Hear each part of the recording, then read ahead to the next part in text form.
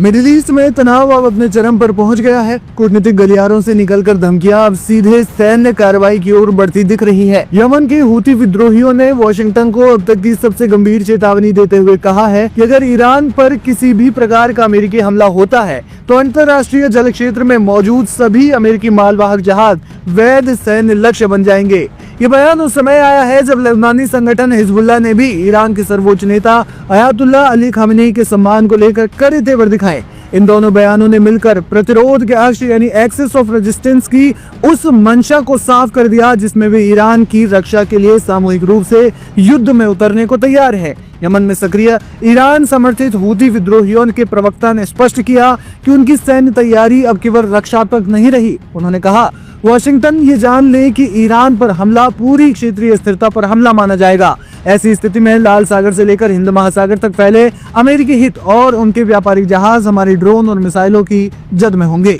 जानकार मानते हैं कि अंसारुल्लाह की यह धमकी वैश्विक अर्थव्यवस्था के लिए रेड अलर्ट है, क्योंकि सुएज नहर के रास्ते होने वाला अधिकांश व्यापार इसी मार्ग से होकर गुजरता है। इससे कुछ दिन पहले हिजबुल्लाह ने कड़ा संदेश जारी करते हुए कहा था कि ईरान के सर्वोच्च नेता अयातुल्लाह अली खामेनी के खिलाफ किसी भी प्रकार की सैन्य या फिर राजनीतिक धमकी एक लक्ष्मण रेखा को पार करने जैसी होगी। हिजबुल्लाह ने स्पष्ट किया कि ईरान के नेतृत्व पर हमला उनके लिए युद्ध का आधिकारिक बिगुल होगा। ये केवल एक बयान नहीं बल्कि ईरान के सहयोगियों के बीच बढ़ते समन्वय का प्रमाण है। हिजबुल्लाह की उत्तर में इसराइल के साथ सक्रिय मोर्चेबंदी और अंसारुल्लाह की दक्षिण में समुद्री घेराबंदी अमेरिका और उसके सहयोगियों के लिए दोहरी चुनौती पेश कर रही है। ईरान के सहयोगियों का स्पष्ट संदेश ये है कि अगर आप ईरान पर हमला करते हैं तो आपको लेबनान, यमन, इराक और सीरिया से एक साथ जवाबी कार्रवाई झेलनी होगी। अंसारुल्लाह का लक्ष्य केवल सैन्य जहाज नहीं बल्कि मालवाहक जहाज भी है।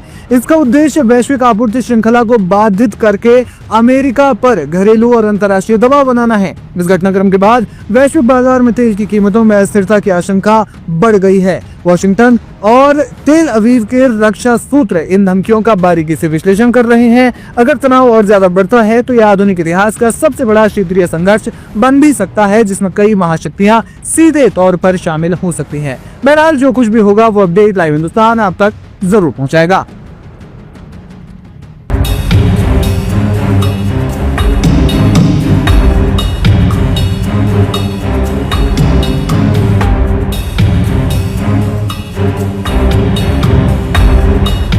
जनवरी 2026 की शुरुआत के साथ ही वैश्विक राजनीति का केंद्र एक बार फिर से मिडिल ईस्ट बन गया है।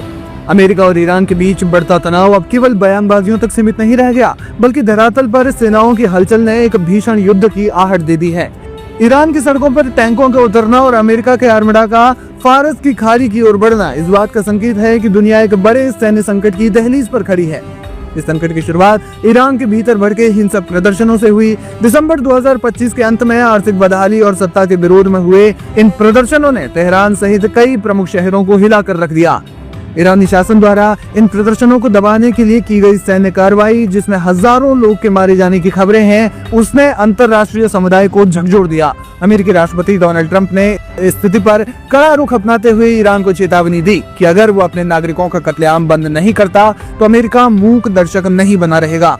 ट्रंप प्रशासन ने इसे मानवीय हस्तक्षेप का नाम दिया, जबकि ईरान ने इसे अपनी संप्रभुता पर हमला माना और आंतरिक मामलों में हस्तक्षेप वो मान रहा है। ईरान की रेवोल्यूशनरी गार्ड कॉर्प्स यानी पासदारान इस्लाम से जुड़ी सिपाह न्यूज एजेंसी ने हाल ही में कुछ ऐसी तस्वीरें और वीडियो साझा किए हैं जो युद्ध की तैयारियों की पुष्टि करते हैं। इन तस्वीरों में भारी सैन्य उपकरणों, लंबी दूरी की मिसाइलों और आधुनिक ड्रोन्स के काफिले को शहरी इलाकों की ओर बढ़ते हुए देखा जा सकता है।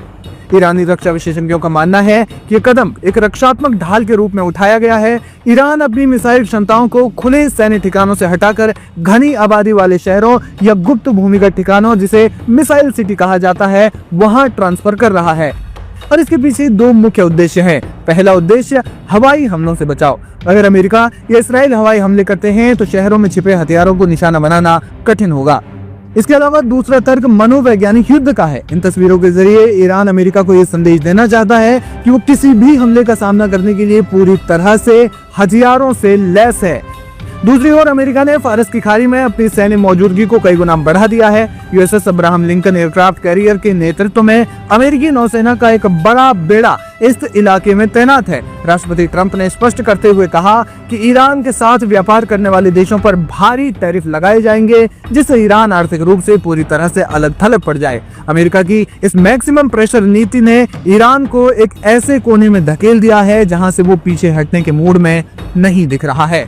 अगर अमेरिका और ईरान के बीच पूर्ण युद्ध छिड़ता है तो इसका सबसे पहला और घातक असर वैश्विक अर्थव्यवस्था पर पड़ेगा। दुनिया के कच्चे तेल की आपूर्ति का एक बड़ा हिस्सा होर्मुज जलडमरू मध्य से होकर गुजरता है। ईरान ने पहले भी धमकी दी है कि युद्ध की स्थिति में वो इस रास्ते को बंद कर देगा, और अगर ऐसा हुआ तो कच्चे तेल की कीमतें 150 से $200 प्रति बैरल तक जा सकती हैं, जिससे पूरी दुनिया में महंगाई का सैलाब आ जाएगा। खाड़ी क्षेत्र में इस समय प्रकृति और राजनीति के बीच एक खतरनाक लुका छिपी का खेल चल रहा है। पिछले एक हफ्ते के भीतर ईरान की धरती जिस तरह से 100 से ज्यादा बार कांपी है, उसने न केवल भूवैज्ञानिकों को बल्कि दुनिया भर की खुफिया एजेंसियों को भी चौकन्ना कर दिया है। एक तरफ ईरान अमेरिका और इसराइल के साथ युद्ध की कगार पर खड़ा है, वहीं दूसरी ओर उसके परमाणु ठिकानों के करीब बार बार आ रहे भूकंप एक बड़े रहस्य की ओर इशारा कर रहे हैं। भूकंप के 99 झटके और ईरान पर बढ़ता संदेह। तेहरान विश्वविद्यालय के भूभौतिकी संस्थान की हालिया रिपोर्ट रोंगटे खड़े कर देने वाली है। जनवरी 2026 के मध्य में केवल 7 दिनों के भीतर ईरान में 99 भूकंपीय गतिविधियां दर्ज की गई। यानी ईरान में पिछले एक हफ्ते में 99 बार भूकंप आया, जिनमें सबसे शक्तिशाली झटका 5.3 तीव्रता का था, जो यज़्द प्रांत में महसूस किया गया। लेकिन बात केवल आंकड़ों की नहीं है, बल्कि इन झटकों की लोकेशन की है। अकेले खुजिस्तान प्रांत में 18 झटके आए, जबकि बुशेहर और होर्मुज़गान जैसे संवेदनशील तटीय इलाकों में धरती लगातार हिल रही है। ये वही इलाके हैं जहां ईरान के सबसे महत्वपूर्ण परमाणु और सैन्य प्रतिष्ठान स्थित हैं। रक्षा विशेषज्ञों और सामरिक विश्लेषकों के बीच इस समय सबसे बड़ा सवाल यही है कि क्या ईरान चुपचाप परमाणु परीक्षण कर रहा है। इस संदेह के पीछे 3 प्रमुख तर्क दिए जा रहे हैं। पहला तर्क, रणनीतिक मजबूरी। अमेरिका के संभावित हमले और इसराइल की आक्रामक धमकियों के बीच ईरान के पास डेटरेंस यानी अवरोध पैदा करने का सबसे कारगर तरीका परमाणु बम का प्रदर्शन ही है। यदि ईरान ये साबित कर दे कि वो परमाणु संपन्न है, तो उस पर सीधा हमला करना किसी भी मुल्क के लिए आत्मघाती साबित हो सकता है। दूसरा तर्क, भूकंपीय पैटर्न।